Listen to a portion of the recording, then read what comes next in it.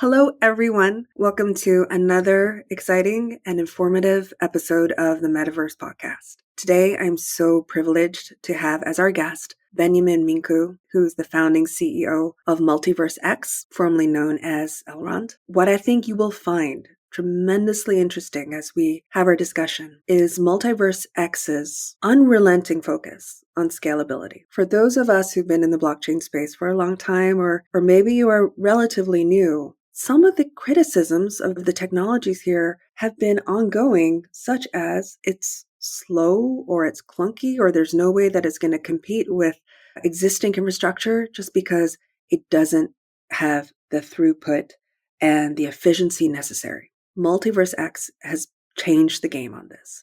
And what I think is particularly interesting as you listen to Benjamin's commentary here is their initial focus and unwavering devotion, if that's the right word, to thoughtful architecture.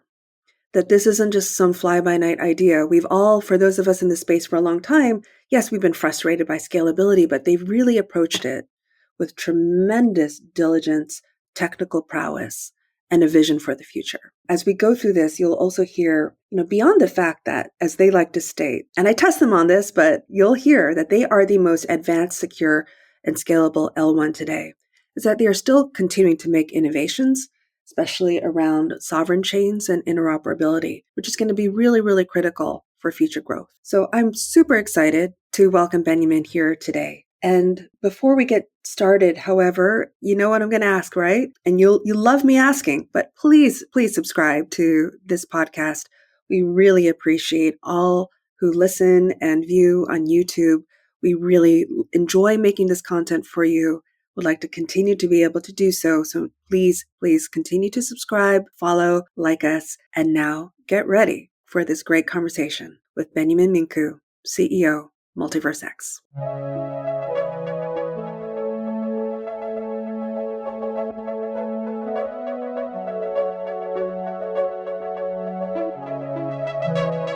So hello, Benjamin. It's so wonderful to have you here on the Metaverse Podcast with us. Hello there. It's absolutely great to be here. I have so many questions for you. Let's start, if I can, not with Multiverse X, but just with you. I'm curious how you even got into this space, what your journey has been that actually led you to that moment where the world needs Multiverse X out there. Indeed. So I've been in the space for a very long time now, more than 10 years. In crypto years, that's like, you don't even want to... Many lives. Yeah.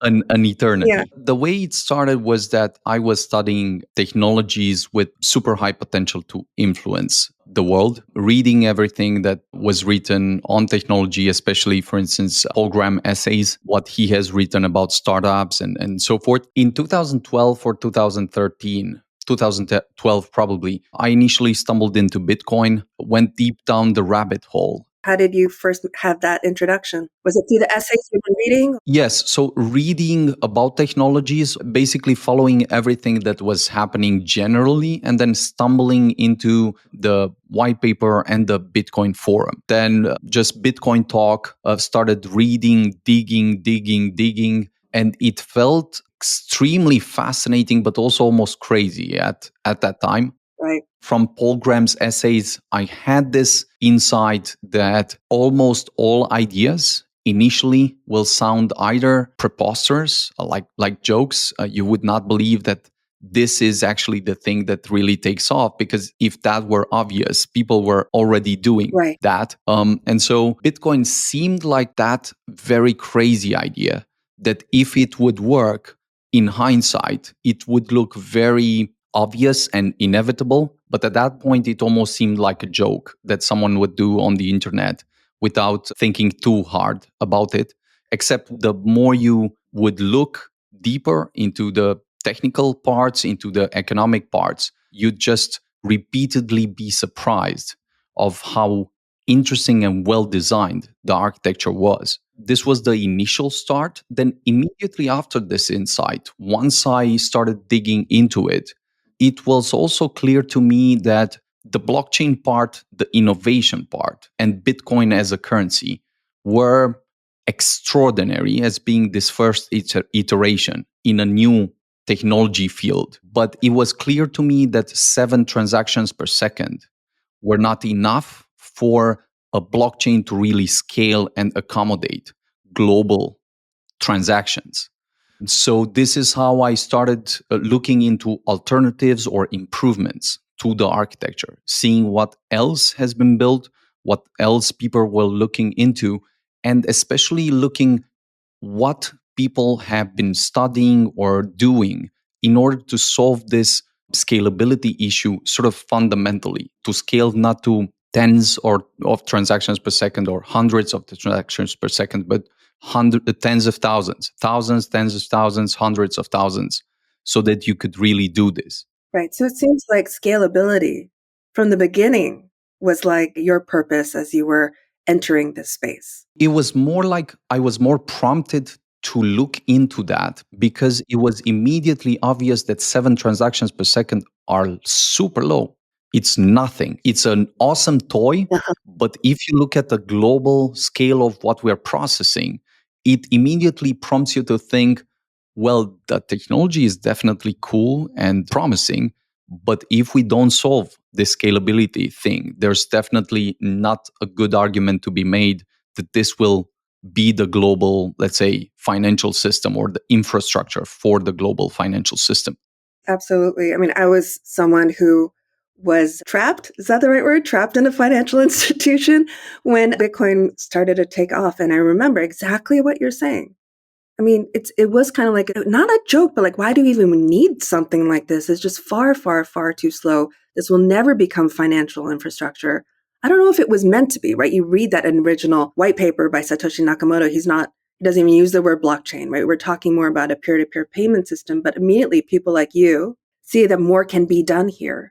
So then was that how Multiverse X started to take off? Is that the first thing that you did in this space was to start building this? No, the first moment was discovering Bitcoin and the field, and then discovering that there will be a need for other iterations because the technology in itself was not in the final state. It was not the ultimate version of what we would need to actually take this technology to market. So, moving beyond that, I was initially part of a project called NEM that was all happening on the Bitcoin Talk forum, all under pseudonyms. Mhm. This was 2014, 2015. I thought the best way to accelerate learning, to really deepen my knowledge, insights around both the challenges, problems, but then also the potential solutions, was to get involved in one project as fast as possible because that then changes the lands. It's one thing to just read about what's being built and what's happening, and a completely different thing to actually jump in the water, see if it's cold or hot or what's actually happening there. Right.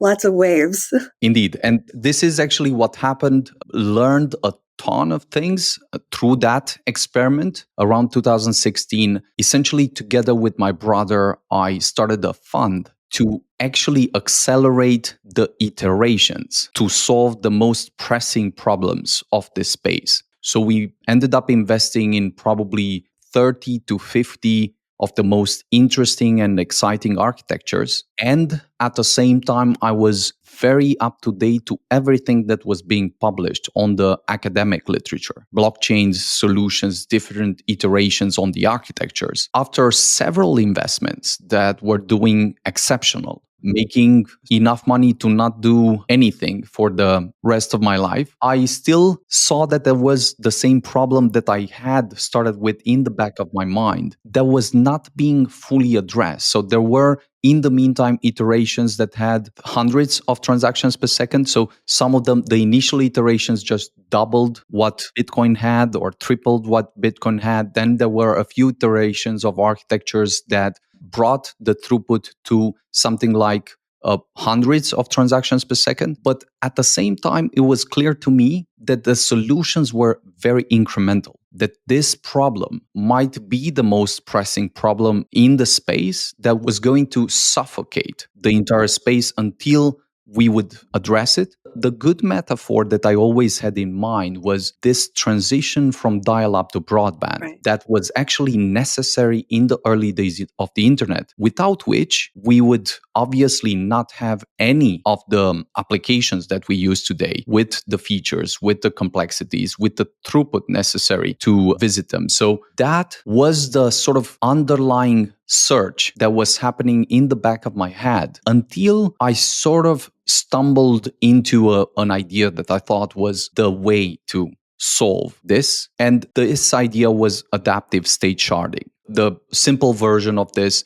is that I've actually stated a kind of scaling law that I would almost refer to as an axiomatic principle at this point, that any sufficiently advanced system, whether in nature, society, or computation, must by necessity be sharded. I was looking at your X or your Twitter feed. I think you call it Ben's law or something like that. Exactly. I'd love to ask you more about even the nature part of it, not just society computation, but nature and charting. But before we get into charting, and I also want to be very clear about what we're talking about for those listeners who may be less adept when it comes to database terminology and whatnot. Step back for just a second around this idea that obviously we need to have faster transactions on any network. You said something at the beginning of this podcast. Was it from Paul Graham's essay, or as you were reading Bitcoin, you said, if this were obvious, people would already be doing it. It's obvious that we have a scalability problem. So why weren't people doing it? Why wasn't there any network that was solely focused on this issue? The thing was that in the process of investing in these tens of architectures around the world, we were very close, me and my brother, with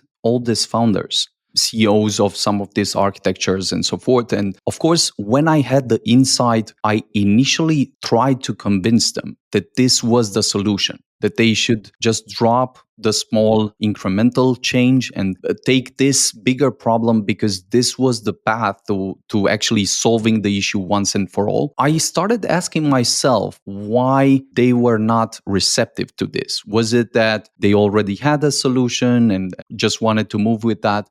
Was it that it was not obvious, or was it that it was too difficult? So the idea could, in theory, work, but it was going to be a hell to actually demonstrate this and build this in practice. And the more I think about it right now, the clearer it becomes that for most of these people, it was not obvious, of course. This was and never is an obvious truth unless you think in, let's say, first principles, unless you've seen a lot of architectures. This is not necessarily the first thing that you see. When you've seen tens or hundreds of architectures and you see this limitation and you also have seen the internet and are thinking about that, at that point, the biggest elephant in the room definitely becomes scalability. And it's clear that whatever other solution you may propose will just hit the ceiling in a few months. So you come with hundreds of transactions per second or 1,000.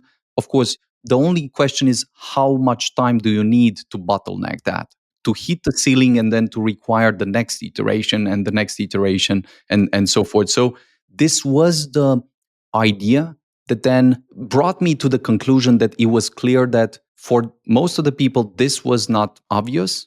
And for the rest of the people for which there were some really brilliant people that were building things in the space and we had conversations with them. But those very knowingly did not want to try the most difficult path in the space that was almost considered semi-impossible. It was literally considered for many years that you could not do this, that this was a kind of theoretical idea, very similar to reusable rockets. That's a great analogy. Yeah. If you would state this out loud, people would say you're semi-crazy. Of course, they would dismiss it completely until you see the first step being done and then the next step being done and so forth. So this is how adaptive state sharding was considered at that point. If you were not too quick to dismiss it, then maybe the other people were either comfortable with their solution or a bit scared that this might not play out, that this was so difficult that it would take too much time to solve and all of that. Kudos to you for being willing to do the hard stuff here. I remember during the CryptoKitties craze, if you remember back then, I'm like, oh, look at these scalability issues on Ethereum. I can't get my kitty. I'm just going to have to live with this. And you're sharing that, no, there are good people, smart people out there that are going to try to make a difference here. To be super clear and honest, this was a very crazy ride. I mean, the difficulty level was extraordinary. Nothing can prepare you for something like this because the nature of the problem changes as you get closer to production. We, from the outset, said that after looking at all of this and very reluctantly trying to push and consider convincing some of the other founders, I discussed with my brother and said the only way to actually tackle this problem is gather a team with which we can literally build rockets and try to tackle this problem, because otherwise it will be a hell just every step of the way. And it might still fail. Of course, there's no guarantee. It will be super tricky, but at least this way, there will be a path where we can also succeed if we move every step of the way. So I will overstate how difficult the entire process was every step of the way. Right from scratch, you guys just built this? The way it happened was that there were several phases of validating that this idea was not only, let's say, in theory, the most important and the only way to scale, truly scale at the scale of the internet. Whenever you have this type of ideas, it's of course super important to not sit in your mind and just think about them, because of course in your mind everything might be great, but then in practice when you try to translate this into mathematical algorithms and equations and putting the technology together, at that point you discover many, let's say, challenges, inconsistencies, difficulties that, if not solved in time, can all make your entire idea explode. So you can, in theory, be correct about the directional idea of this architecture, but then you can still fail because you can never build it in practice. So the phases were, we had a kind of 1 month experiment with a few of the most brilliant friends that we had, where we said we'll just sit together in a room. It was a super small room where we had Coke, chips, and a few blackboards full of math for 1 month, just over and over putting the pieces together to make sure that this idea can also stand the ground of a kind of theoretical verification. At that point, it was clear to us that this was a breakthrough and that it could literally change everything. And we moved from that point to the point of building the first prototype, another form of validation. Again, it was a different type of hell, because building this in practice was very difficult. Nothing was working. This is still, you're building it just amongst a small team at this point? Or are you starting to branch out and Yes. get some more people involved? It was the small team because the prototype was, again, very crucial. We had the theoretical breakthrough, it was clear. But then the prototype was the thing that everyone wanted to hear, because this was so sophisticated and complex that people did not think and could not validate, let's say, technically, this would work, right? So the only thing that they could do almost as a kind of safety net is say, do you also have a prototype that demonstrates that you can do that? Right. Because of course I cannot validate this does sound interesting and so forth, but that was the sort of crucial point, because of course even with such ideas, once you publish the idea, once you make it public, there will be other people that at some points will try to race to build something. If I zoom out again, the phase of the theoretical breakthrough validation, the phase of the prototype, and the phase of the testnet Yes. was just pre-phases until the Elrond network at that point just came live. It was and still is now in the form of Multiverse X, the most advanced, scalable, and secure layer one in the world. We have to underline those three words. I might challenge you on each three of those. The most advanced, secure, scalable layer one in the world. That in itself, I think, is one of the most remarkable fundamental breakthroughs that is live today. Not in the future, does not require any other validation, verification, and so forth. It's live, open source, and decentralized already. I think, considering that other architectures have been trying to build something similar, for instance, Ethereum has been trying, sitting on hundreds of billions of dollars to build something similar. And Ethereum does not have stupid people working on Ethereum, right? There's a lot of brilliant people working, contributing, thinking about things, but they've not been able to deliver sharding. So this is why they've invented layer twos and all these other architectures.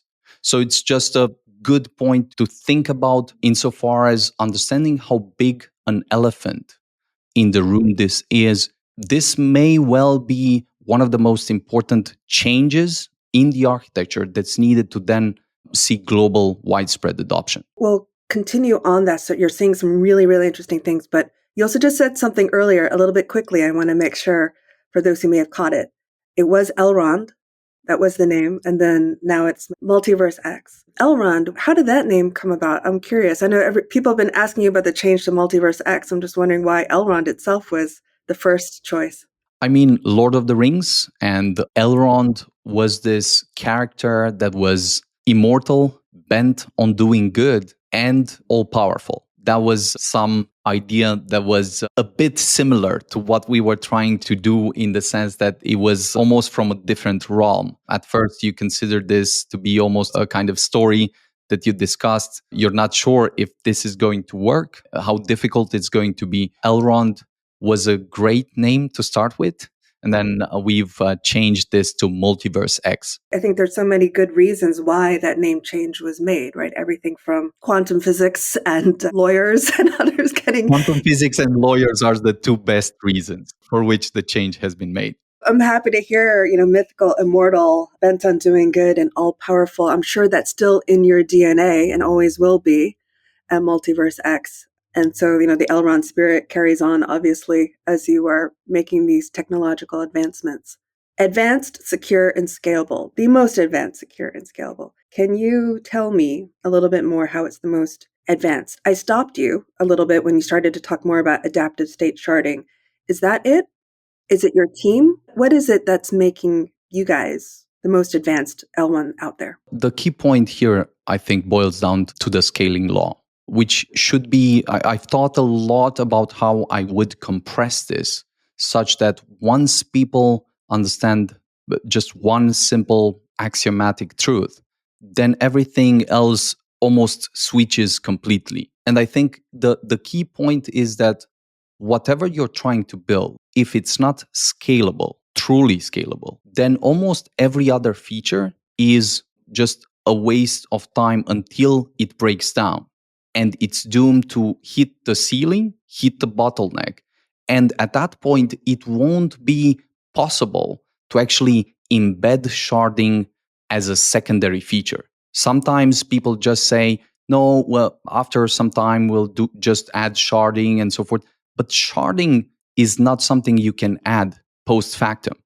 In other words, it's not Ethereum would have done it. They already had billions of dollars. If this was a thing that you just add, quote unquote, they would have added sharding for so many years. And so the key point is just thinking deeply about what it means when it comes to nature, as we discussed, society and computation. And computation is the last point because nature is a teacher unlike any other. If you think about any type of system that exists within nature, there exists a kind of parallelization mechanism embedded in that system. And there is no system that has scaled without parallelization. So in other words, sharding is just a way of parallelizing computation, parallelizing communication, and making sure that the system still maintains security and can advance at a scale with the throughput that's unparalleled to everything that could be done before.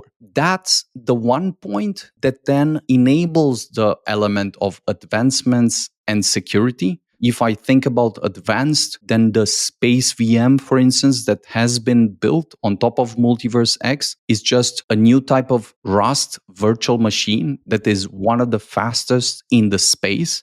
That not only is it fast, but it also solves some very fundamental logical flaws in the programming language of Solidity. Right. So some things that you had as fundamental flaws that enable random people to drain your wallets on top of the Ethereum network have been solved by rebuilding some of the things and enabling developers a much more rigorous language that then protects the end users and enables much more sophisticated applications to be built on Multiverse X.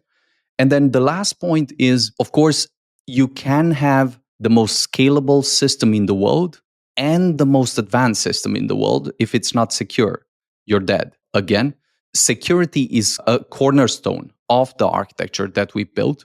And in fact, we've made so many steps here that at this point, we have not only the security that is embedded in the protocol with secure proof of stake, random sampling of the consensus group, and all of that is security that the network has inherently. But we've also added an important contribution, which I think should be a kind of gold standard for any blockchain in the space, which is on-chain 2FA, a kind of system that exists in the world in other applications, which is so common sense. And why it is obvious, why isn't everyone doing it? That's again one of those things that you wonder how come people have not figured this out yet. Again, probably because it's hard and nobody else wants to do it. We're talking about advancements, talk about security, scalability is the other point. I assume interoperability is a big part of that scalability for you. Indeed. So 5 years into the work that we've done, we've come to a point where literally after doing all these other applications, launching them and so forth, we look around and we still see that right now, today, there is no better alternative in the world than Multiverse X to start with. To be able to process upwards of 100,000 transactions per second today with this idea that you can scale unlimited by adding new shards, that puts us in a very different situation than any other architecture at this point. Now, with this in mind, the question is almost you figure out building a supercomputer with some distinct properties. How do you connect this supercomputer to other types of computers in the world? Because if this cannot be connected to, for instance, the internet and to other networks, then that's a waste. That's a huge waste, the more you think about it. And so interoperability, in some sense, is just this network protocol that you would attach to the computer to make sure that it can be used in the world. And so for this, we've built sovereign chains. Sovereign chains is this module that solves several things and shares them with the world in one module. Almost everything that we've built for the last 5 years is embedded in this new module we call sovereign chains.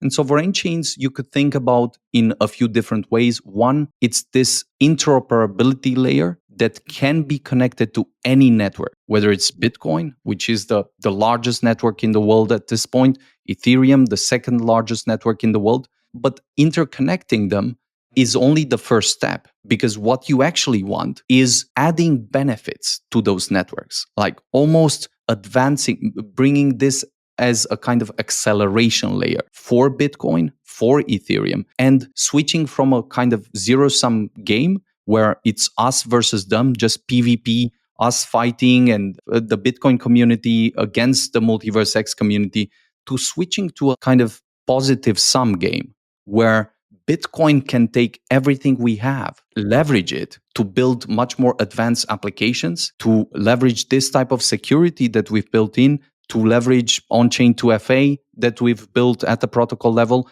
and then also leverage the entire architecture and ecosystem built around the protocol. So that's a very, very important element. This can also be leveraged as a kind of layer 2.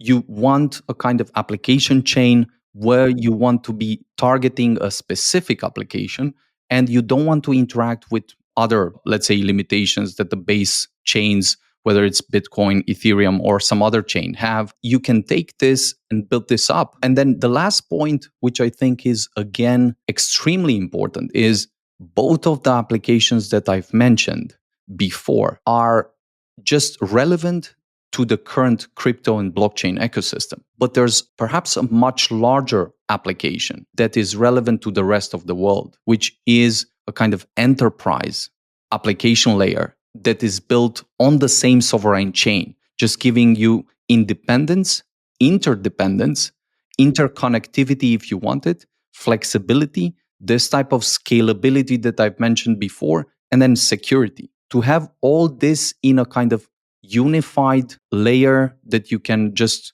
plug in and use is something extraordinary that we've just launched some time ago, demonstrated to the world 1 or 2 months ago. We're making quite significant progress in actually putting a few versions live with some builders in the ecosystems. It's good to hear. I'll be curious to watch the progress. I don't mean to be skeptical. I'm just tired, having been in this space for a decade like you, and knowing that, there's some people who are just happy with the tribalism. I don't think that they necessarily want to work with each other as clearly as you see those types of efficiencies can bring. And I think about enterprises, and so many of them still seem to be skittish or uneducated about this. I do find it very interesting, that your genesis in all of this has been about reading and being an, academic in many respects. But in practice, this stuff is messy, right? And to actually execute and achieve the vision that is possible theoretically, can it happen realistically? So maybe a little bit simpler, like in 10 years from now, right? If Multiverse X is part of everyday digital infrastructure, what does that look like? Who's using it? How are they using it? How messy will it be, or how cleanly do you think we can get this done? This is definitely one of the most interesting questions to think about. Double clicking on the point that you were making a bit before, which is, I think, two paths to leveraging this technology and sharing it with the world today. One is just offering this unified layer that enables interoperability natively with the different blockchain networks, but then also enables acceleration such that whoever is around. My entire point with the scaling law is that every blockchain that is not sharded will basically break down at some point. There is no way of avoiding this inescapable axiomatic truth. The only question is, what point will the system break down at? How fast will you see the limitations that are so obvious in hindsight? So, this is why Multiverse X then becomes the solution. Because as long as we have adoption and as long as things grow, Bitcoin grows, Ethereum grows, and some of the other architectures, they will inescapably hit this limit of a system that is non-sharded. And at that point, they will by necessity require something like a sovereign chain. That is the solution that enables each of the architectures to take things to the next level. So that is for the blockchain world. Now, for the enterprise world, I think they usually think in very different terms. At least this I've discovered in many conversations that were, let's say, frankly, in a completely different language. I had a conversation with the central bank, and this was very, very insightful for me, just because on the one hand, I was sharing what I thought was the most important breakthroughs, applications, and so forth that were coming on. And with each point I was making, the person in front of me was much more tense, grew much more super stepping back, not wanting to hear what I was saying, and so forth. So I thought, what's actually happening here? Because I was very aware of the situation. After that, I had a colleague of mine that spoke in a language of, let's say, legalese, risk, and all of that, and the terminology that these people actually use and understand. And whenever my colleague translated sort of this, the person just Relaxed a bit. had another breath, and then they were smiling again and they were back in the conversation. So this was super insightful to me because it just speaks a bit to the diametrically opposed almost worldview that the enterprises are coming from, where they evaluate first and foremost the risks. Does it contribute to compliance? Is the discussion regulated, and do I have a clear path on which I can thread and build something? And almost afterwards, do I think whether this saves me some money or makes me some money? But understanding this four things before you evaluate even what the application does, this would seem super strange for someone that is, let's say, a startup founder, where you just move as fast as possible, break some rules, and then try to hit the kind of threshold where people love what you're doing and you've discovered the market for the product. Culturally, it's incredibly different as someone who spent, 7 years at Goldman Sachs and 7 years at the CME Group. And I was the crazy one, I was the crazy Cassandra, like shouting about the future, and nobody wanted to listen to me. And when I realized, I agree with all the points that you said, but also if you're a startup founder, you probably, you kind of feel like, yeah, this could fail. This could all just go down to nothing. Versus someone in a corporation who's just really scared about losing their job. Like job security is a huge thing, and no one wants to make that wrong decision when you're playing with a new emerging technology. It can freak you out, but that doesn't mean, you don't stop trying to talk with them and educate them, getting on board, because we do know this is where things should be going. Even the job security part, I think the idea can be flipped very quickly, where you understand that everything you think about as job security is this very fine line where you can lose it much faster I know. than almost any startup can lose it. So in some sense, things are definitely simpler, but in some other sense, the security part is a very fine line that can be switched immediately. So you almost always, if you discover something, want to see how it helps your organization and so forth, and then want to experiment and push a bit there, because otherwise, this is how companies die. You just sit in this inertia that slowly kills you, almost like the frog that It's boiling, sits. yeah, slowly. I hear you.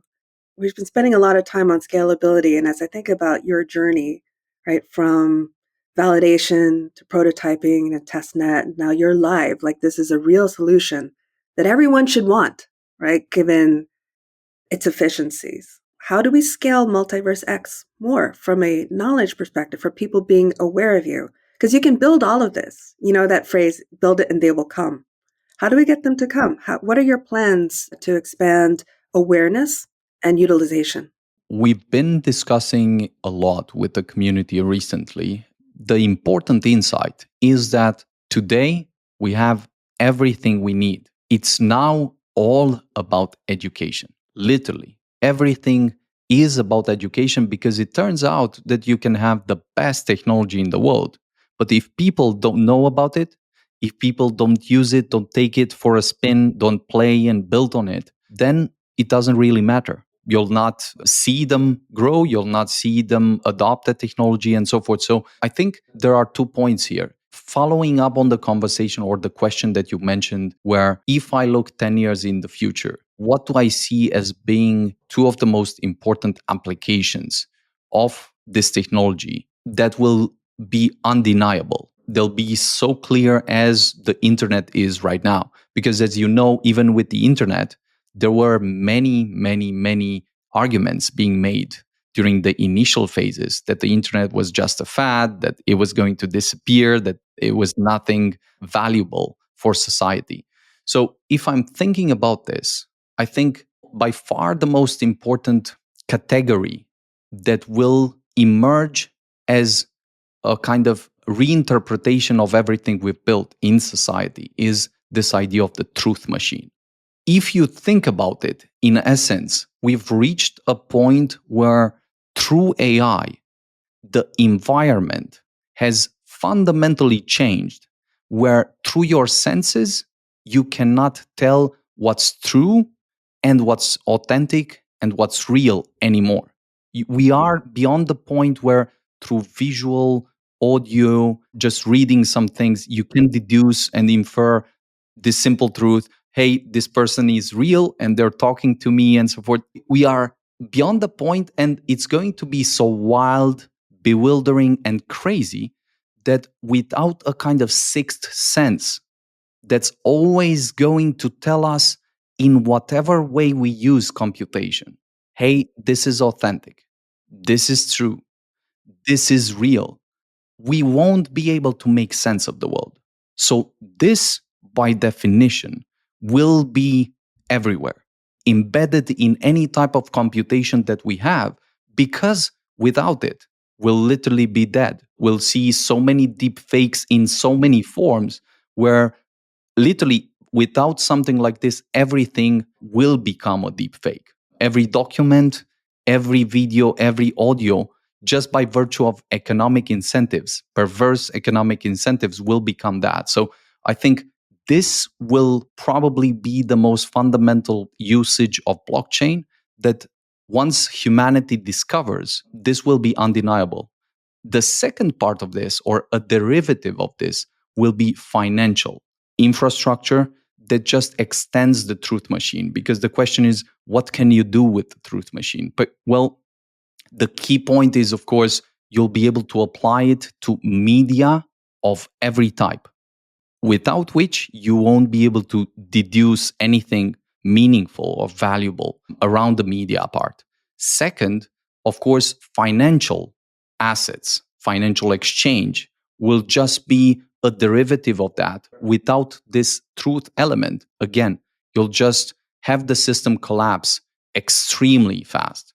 And then I think there will be many other faucets that will just apply the same principle, because once you think about it through that lens, it's almost, the question should be, what will not have to be reinterpreted in that lens? It's so big of a category that we'll have to almost reinvent everything we do today to be able to still be on top of things, to make sense of things, and not lose what we've built as society. That's incredibly powerful. I was going to ask you about, kind of philosophy, but you just went right into it, and in a very, very thoughtful and impactful way. I mean, for me personally, I've got 2 young kids, and sometimes I don't know what world I'm raising them for, even though I'm supposedly knowing, technology and changes and stuff. And this idea of a sixth sense and a truth machine is incredibly powerful. And as I think about, your Ben scaling law,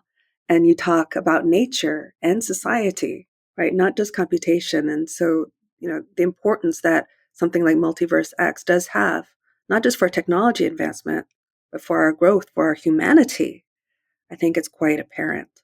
So I'm so grateful and thankful to have had you as a guest on our podcast. It's been an incredible privilege. Thank you so much, Benjamin. Thank you very much. Yeah, definitely think we're only starting out, and things are going to accelerate very significantly on this front. I'm so excited for you. Thank you.